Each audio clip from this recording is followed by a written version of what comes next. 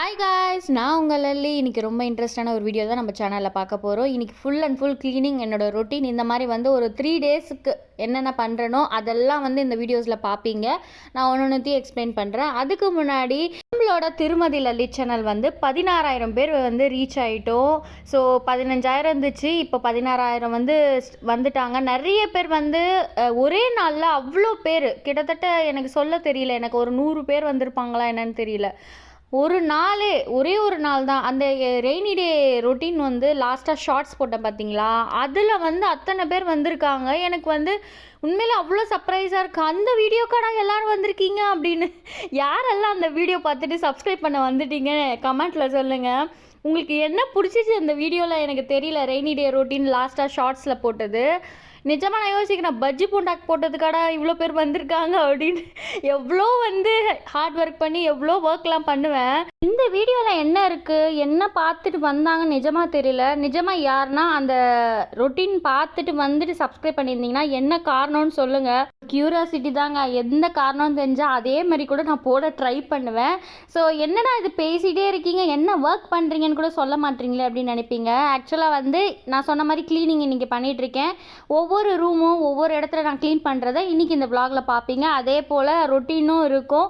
So நான் தான் சொன்னதை ஒட்டு மொத்தமாக க்ளீனிங் ப்ளஸ் ரொட்டீன் எல்லாமே இந்த 3 டேஸ்க்கு நான் என்னென்ன பண்ணேன்னு காட்டிகிட்ருக்கேன். நானும் என் பையனும் வந்து பார்த்திங்கன்னா இந்த ரூமை க்ளீன் பண்ணிடலாம், ரொம்ப மெஸ்ஸியாக இருந்துச்சு. நானும் வந்து இன்றைக்கி க்ளீன் பண்ணலாம், நாளைக்கு க்ளீன் பண்ணலான்னு ஒரு வாட்டி என் ஹஸ்பண்டே கேட்டார் வாயை திறந்து, என்னடி இப்படி வச்சுருக்க, எப்போவுமே இப்படி வச்சுக்க மாட்டியே அப்படின்னோடனே, ஐயோ என்னடா இது இப்படி இவரே கேட்டுட்டாரு அப்படின்னு சொல்லிட்டு நான் வந்து ஹஸ்பண்ட் ஆஃபீஸ் போயிட்டோடனே சனிக்கிழமை இதை பண்ணேன். சனிக்கிழமை வந்து பார்த்திங்கன்னா எனக்கு வந்து புரட்டாசி வந்து கும்பல ஃபஸ்ட்டு சனினால். ஏன்னா அடுத்த நாள் வந்து பார்த்திங்கன்னா அமாவாசை வச்சுன்னு சனிக்கிழமை வந்து கும்பிடக்கூடாதுன்னு சொல்லிட்டாங்க. ஸோ அதுக்கு அடுத்ததாக கும்பலாமா இல்லை மாமியார் வீட்டுக்கு போய் கும்பலாமான்னு ஒரு டிஸ்கஷன் போயின்னு இருக்க டைமில் சரி ஓகே சனிக்கிழமை ஃப்ரீயாக தான் இருக்குது, அதனால் பார்த்திங்கன்னா க்ளீன் பண்ணிடலாம் அப்படின்னு சொல்லிட்டு நானும் என் பையனும் வந்து க்ளீன் பண்ணிகிட்ருக்கோம். ஸோ நிறைய புது சப்ஸ்கிரைபர் வந்திருக்கீங்க, எனக்கு ஒரு ஹாய் சொல்லிட்டு போங்க முடிஞ்சா. ஏன்னா நிறைய பேர் யார் யார் வந்திருக்கீங்க என்னன்னு எனக்கு தெரியணும். ஆனால் எனக்கு யார் யார் கமெண்ட் பண்ணுறாங்க, யார் யார் வந்து லைக்ஸ் போடுறாங்க எல்லாமே தெரியும். என்னோட ஓல்டு சப்ஸ்கிரைபராக இருக்கட்டும், ரீசன் சப்ஸ்கிரைபராக இருக்கட்டும், இப்போ புதுசாக வந்தவங்களெல்லாம் வந்து ஒரு ஹாய் சொல்லிட்டு போங்க முடிஞ்சால் ஹாய் சொல்லிட்டு போங்க. இல்லைனா வந்து என்னோடய வீடியோஸ் பிடிக்கணும் ஒரு ஹார்ட் மாதிரி கொடுத்துட்டு கூட போங்க.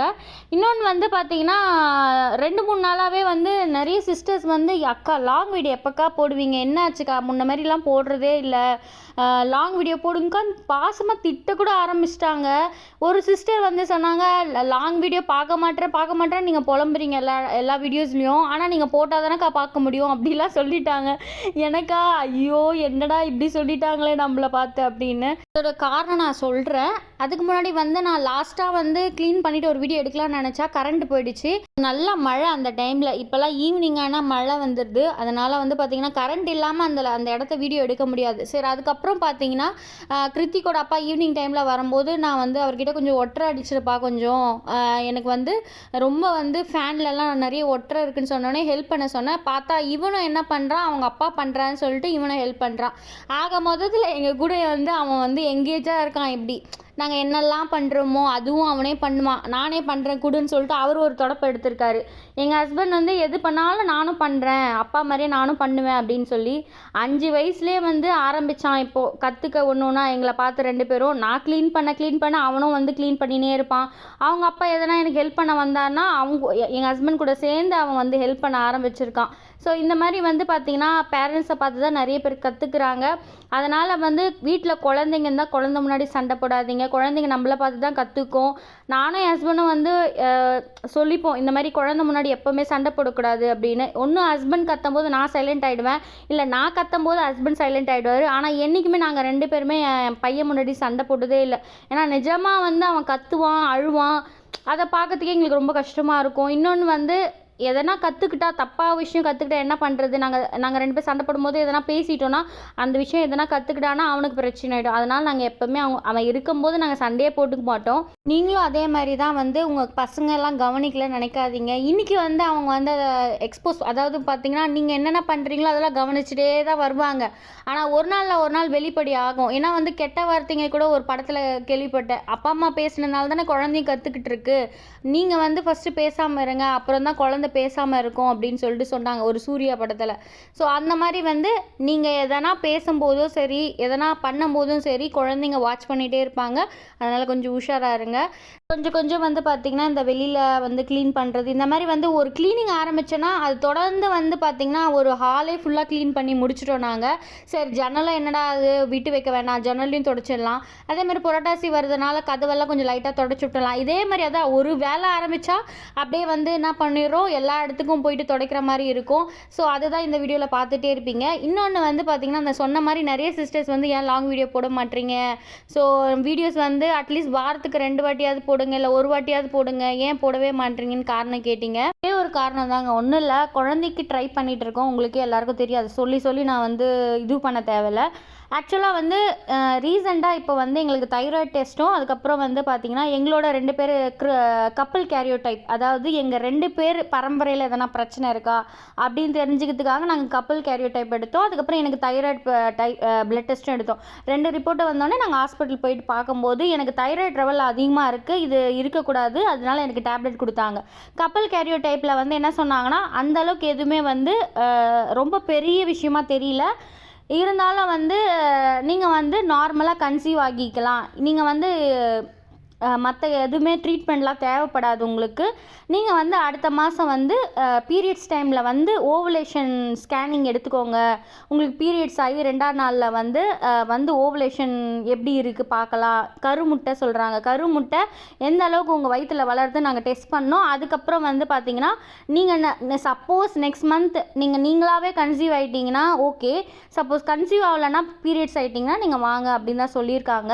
ஆக்சுவலாக வந்து இதெல்லாம் ஓப்பனாக சொல்லக்கூடாது, இருந்தாலும் நிறைய சிஸ்டர்ஸ் வந்து பாப்பா இல்லாமல் இருக்காங்கல்ல. மெயின் வந்து எனக்கு சொன்னது வந்து பார்த்திங்கன்னா ஒரு 2 மாதம் முன்னாடி வந்து நான் இதை வீடியோவில் நான் யார்கிட்டையும் சொல்லலை, இருந்தாலும் வந்து ஏன் வீடியோஸ் போட மாட்டேறீங்கன்னு காரணம் சொல்லிடுறேன். ஸோ 2 மாதத்துக்கு முன்னாடி வந்து நான் ப்ரெக்னென்சி டெஸ்ட் வந்து பண்ணி பார்த்தேன். அதில் வந்து பாசிட்டிவ் காட்டுச்சு. ஃபேட் லைன் சொல்லுவாங்க. ஃபேட் லைன்னா கொஞ்சம் அந்த பீரியட்ஸ் டேட்டுக்கு முன்னாடி நான் பார்த்ததுனால ஃபேட் லைன் வந்துச்சு. கொஞ்சம் கொஞ்சம் போக கொஞ்சம் நல்லா பாசிட்டிவ் வர ஆரம்பிச்சிச்சு. நான் வந்து பார்த்திங்கன்னா என்ன பண்ணேன், ஓகே இன்னும் ஒரு 4 நாள் தான் இருந்துச்சு எனக்கு, பாசிட்டிவ் வந்திருக்கு, ஃபேட் லைனும் வந்துச்சு, பாசிட்டிவும் கொஞ்சம் லைட்டாக காமிச்சிச்சு. ப்ரெக்னென்சி சிம்டம் எல்லாமே எனக்கு இருந்துச்சு. வாமிட்டிங் சென்சேஷன், அதுக்கப்புறம் தலை சுற்றுற மாதிரி இருக்குது, உடம்பு டயர்டாக இருக்குது, எல்லாமே நடந்துச்சுங்க. ஆக்சுவலாக வந்து என்ன ஆச்சுன்னா ஒரு 4 நாள் தான் இருக்குது. அந்த 4 நாள் முடிஞ்சிச்சுன்னா போயிட்டு டாக்டரை பார்க்கலாம் அப்படின்னு சொல்லிட்டு வெயிட் பண்ணிட்டு இருந்தேன். இதில் என்ன ஆச்சுன்னா நான் வந்து கொஞ்சம் கேர்லெஸ்ஸாக இருந்துட்டேன். என்னென்னா நிறைய ட்ராவல் பண்ணுறது, மேடு பல்ல பார்க்காம வண்டி ஓட்டுறது. என் கிருத்திக் பாப்பாவோட ஸ்கூலில் வந்து பார்த்திங்கன்னா அந்த சைடு ரோடு வந்து நிறைய பள்ளம் இருக்கும். அதில் ஏறி ஒவ்வொரு நாளும் ஏறி இடங்கு வயிறு அதிர்வு ஏற்பட்டது. அதுக்கப்புறம் இன்னொரு ரீசன் வந்து பார்த்திங்கன்னா யூடியூப்காக கண்டென்ட் ரெடி பண்ணுறேன்ல, அந்த டைம் என்ன ஆகுதுன்னா நான் நிறைய கண்டென்ட் யோசித்து செய்யும்போது நிறைய ஒர்க் ஹெவியாக செய்கிறேன். க்ளீனிங் நிறைய பேர் நீங்கள் என்னோடய வீடியோஸில் க்ளீனிங் தான் நிறைய பேர் கேட்குறாங்க. அதுக்காகவே என்ன பண்ணுவேன், எனக்கு உடம்பு ரொம்ப டயர்டாக இருந்தாலும் கண்டென்ட்டுக்காக என்ன பண்ணுவேன், என்னை கொஞ்சம் கஷ்டப்படுத்திட்டு கூட நான் வந்து கண்டென்ட்டை ரெடி பண்ணி உங்களுக்கு கொடுத்துருவேன். அதுக்கப்புறம் வந்து கை வலி, கால் வலி, முதுகு வலியில் வச்சுட்டு நைட்டானா புலம்புவேன். ஹஸ்பண்டே திட்டுவார், என்னத்துக்கு இவ்வளோலாம் செய்கிற, நீ வீடு க்ளீனாக தான் இருக்குது, இன்னும் எத்தனை வாட்டி தான் க்ளீன் பண்ணுவேன்னுவார். ஆனால் நீங்கள் வந்து எல்லாேருக்கும் க்ளீனிங் வீடியோ பிடிச்சிருக்குக்கா, நீங்கள் அதை போடுங்கன்னு சொல்லுவீங்க. எனக்கு என்னென்னா மனசு கேட்காம என்ன பண்ணிவிட்டேன், அந்த 2 மாதத்துக்கு முன்னாடி வந்து கண்டென்ட் கொடுக்கணுமேன்னு சொல்லிட்டு கொஞ்சம் ஹெவி ஒர்க்காக பண்ணிட்டதுனால எனக்கு வந்து பார்த்திங்கன்னா பாப்பா நிற்காமல் போயிடுச்சு. ஸோ ரொம்ப அழுதேன், ரொம்ப கஷ்டப்பட்டேன், என்ன பண்ணுறதுன்னு எனக்கு தெரியல. நான் கொஞ்சம் அந்த கேர்ஃபுல்லாக இருந்திருக்கணும், ரொம்ப ஹெவி ஒர்க் பண்ணாமல் இருந்திருக்கலாம். ஸோ நான் அதை நினச்சி எனக்கு நான் ஃபீலிங் ரொம்ப அதிகமாகிட்டதுனால இப்போலாம் என்னால் கண்டென்ட் வந்து மைண்ட் அந்த அளவுக்கு கொடுக்க மாட்டேங்குது. ஏன்னா நம்மளுக்கு வந்து நம்ம கேர்லெஸ்ஸாக இருந்துட்டதுனால தான் வந்து பாப்பா நிற்காமல் போயிடுச்சு நம்மளுக்கு. ஏன்னா வந்து நார்மலாக ஆக வேண்டிய டேட்டை விட முன்னாடி ஆயிடுச்சுன்னா நம்ம வந்து ஹெவியாக ஒர்க் பண்ணது. நான் டாக்டர்கிட்ட கேட்டேன், ஒருவேளை என் சைடில் எதனா தப்பு இருக்குன்னா, நீங்கள் ரொம்ப வந்து ஸ்ட்ரெஸ் ஆகிட்டுருக்கீங்க, ரொம்ப வந்து ட்ராவலிங்கு, அதுக்கப்புறம் ரொம்ப ஹார்ட் ஒர்க் பண்ணி ஒர்க் பண்ணதுனால மேபி உங்களுக்கு நிற்கலை, நீங்கள் வந்து இந்த வாட்டி அந்த தப்பு பண்ணக்கூடாது. என்னென்னா எங்களுக்கு ஒரு குறிப்பிட்ட டேட் கொடுத்துருக்காங்க, அந்த டேட் வரைக்கும் ரொம்ப வந்து ஸ்ட்ரெயின் பண்ணிக்காதீங்க, காமாக இருங்க, ரொம்ப ஹெவி ஒர்க் பண்ணாதீங்க அப்படின்னு சொல்லியிருக்காங்க. ஆனால் சென்னை வீட்டில் அதுமாரி என்னால் வந்து இருக்க முடியாது. எல்லா ஒர்க்கும் நான் தான் பண்ணுறேன். ஸோ காலையில் 5 மணிக்கு எழுந்தேன்னா வந்து எல்லா ஒர்க்கும் முடிச்சுட்டு அதுக்கப்புறம் படுக்கிறதுக்கே ரொம்ப டயர்டாயிடுது எனக்கு உடம்பு. அதனால் அம்மா வீட்டுக்கு போகணும் அப்படின்னு நான் முடிவு பண்ணியிருக்கேன். கிருத்திக்கோட எக்ஸாம் வந்து பார்த்திங்கன்னா டியூஸ்டேலேருந்து ஸ்டார்ட் ஆகுது. ஸோ இந்த வீடியோ இப்போ டியூஸ்டே தான் வாய்ஸ் ஓவர் கொடுத்துட்ருக்கேன். இப்போ இன்றைக்கிலேருந்து பார்த்தீங்கன்னா கிருத்திக்கோட எக்ஸாம் ஸ்டார்ட் ஆகிட்டுருக்கு. ஒரு 3 நாள் தான் இருக்குது. இங்கிலீஷ் எக்ஸாம், மேக்ஸ் எக்ஸாம், அதுக்கப்புறம் ஹிந்தி எக்ஸாம், 3 எக்ஸாம் இருக்குது. அந்த எக்ஸாம்ஸ்லாம் முடிஞ்சுட்டு அதுக்கப்புறம் வந்து எத்தனை நாள் லீவ் விட்றாங்கன்னு பார்த்துட்டு நான் அம்மா வீட்டுக்கு போயிடலான்னு இருக்கேன். நான் என்ன தான் ட்ரை பண்ணாலும் என்னால் கிருத்திக்கோட தெரப்பி அவாய்ட் பண்ண முடியல. இன்னொன்று வீட்டு வேலை அவாய்ட் பண்ண முடியல. உங்களுக்கு கண்டென்ட் கொடுக்கணும்னு நினச்சி என்ன நானே கொஞ்சம் கஷ்டப்படுத்திக்கிற மாதிரி எனக்கு ஃபீல் ஆகிறதுனால கொஞ்சம் பிரேக் எடுத்துகிட்டு தான் நான் உங்களுக்கு வீடியோஸும் கொடுக்குறேன். உங்களுக்கும் வந்து வீடியோஸ் நல்லா கொடுக்கணும், நான் பெஸ்ட்டாக கொடுக்கணும், நான் கண்டென்ட் யோசிச்சிருந்தாலும் லாங் வீடியோ வந்து நினச்ச மாதிரி வந்து கொடுக்க முடியாது. ஏன்னா வந்து நிறைய யோசிக்கணும். என்னோடய லைஃப் ஸ்டைல் தான் உங்களுக்கு நான் காட்டுறேன். வந்து ரிப்பீட் ஆகிட்டே எனக்கே ஃபீல் ஆகுது, என்னடா இது செஞ்ச வேலையை நம்ம செய்கிறோமே அப்படின்னு சொல்லிட்டு ஃபீல் ஆனதுனால எப்போல்லாம் என்னால் நல்ல கண்டென்ட் கொடுக்க முடியுமோ அதனால தான் நான் வந்து பொறுமையாக வீடியோஸ் எடுத்து உங்களுக்கு கொடுக்குறேன். அதனால தான் வியூஸும் அதிகமாக போய் 16,000 சப்ஸ்கிரைபர் வந்திருக்கீங்க.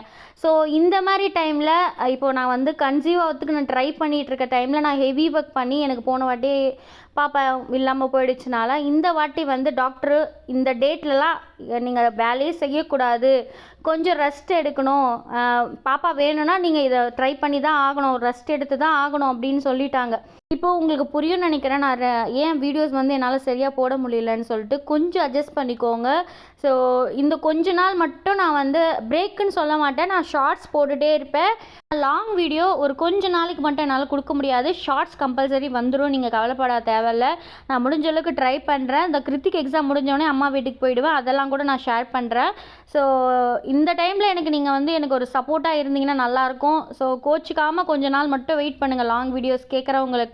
ஃபைனலாக வீடியோட எண்டுக்கு வந்துட்டோம். இந்த வீடியோ எப்படி இருந்துச்சு மறக்காமல் கமெண்ட்டில் சொல்லுங்கள். பிடிச்சிருந்தா லைக் பண்ணுங்கள், ஹைப் பட்டனுக்கு பாயிண்ட்ஸ் கொடுங்க. ஸோ உங்கள் ஃப்ரெண்ட்ஸ் அண்ட் பப்ளிக்கு ஷேர் பண்ணுங்கள். தேங்க்ஸ் ஃபார் வாட்சிங்.